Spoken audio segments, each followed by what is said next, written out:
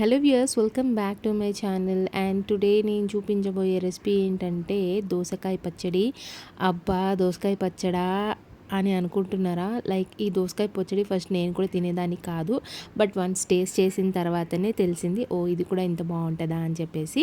So first మనం దోసకాయ పచ్చడి ప్రిపరేషన్ కోసం గట్టిగా ఉన్న దోసకాయల్ని చూస్ చేసుకుని శుభ్రంగా కడిగి తుడిచి తడి లేకుండా పక్కన పెట్టేసి దాన్ని గింజలు తీసేసి ఇలా చూపిస్తున్న విధంగా చిన్న చిన్న ముక్కలుగా కట్ చేసుకోవాలి.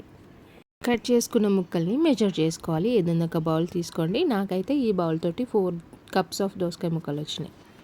నెక్స్ట్ ఒక 2 వెల్లుల్లి రెమ్మలు తీసుకొని పొట్టు తీసి మంచిగా కచ్చపచ్చగా దంచి పక్కన పెట్టేసుకోవాలి ఇలా చూపిస్తున్న విధంగా. దాని తర్వాత మనం ఇందాక కొలుచుకున్నాం కదా కప్పు, ఆ కప్పుతోటి 3/4 ఆఫ్ కారం పొడి తీసుకోండి. 3/4కి కొంచెం తక్కువ ఉప్పు,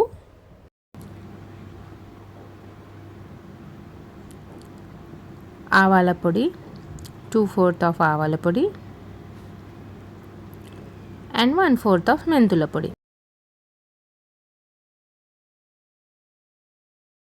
రెమ్మలన్నీ తీసేయండి, తీసి పక్కకు పెట్టేసుకొని మీకు ఏదైతే మనం ఇందాక ఉప్పు కారం వేసుకున్నామో అవి కొంచెం కొంచెంగా కలుపుకొని మెల్లమెల్లగా పౌడర్ అంతా కూడా దోసకాయ ముక్కలకి పట్టించాలి.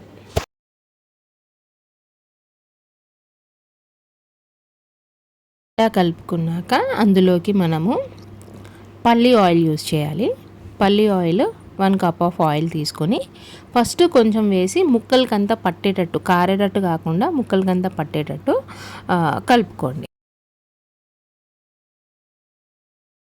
ఆ ముక్కలకంతా పట్టేటట్టు కలుపుకున్నాక ఇందాక మనం వెల్లుల్లి రెమ్మలు తీసి గిన్నెలో వేసుకున్నాం కదా, అవి అలాగే ఉంచేసి దాని మీద ఈ దోసకాయ ముక్కలన్నీ కూడా వేసేయండి.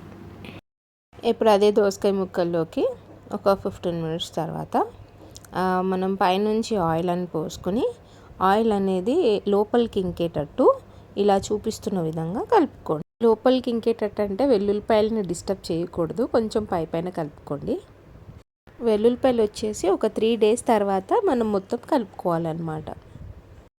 మొత్తం ఆయిల్ పోసేసి 2 వేళ్ళతో ఇలా రంధ్రాలు చేసుకొని అదంతా కిందకి ఇంకేటట్టు చేసుకోండి. అండ్ ఒక 2-3 డేస్ తర్వాత ఇది రెడీ ఉంటుంది తినటానికి.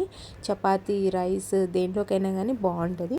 సో పచ్చడి అయితే చాలా బాగుంటుంది వేడి వేడి అన్నంలోకి. అండ్ సీజన్తో సంబంధం లేదు కాబట్టి కుదిరితే మీరు కూడా రెసిపీ ట్రై చేయండి. అండ్ నా రెసిపీ నచ్చితే సబ్స్క్రైబ్ చేసుకోండి.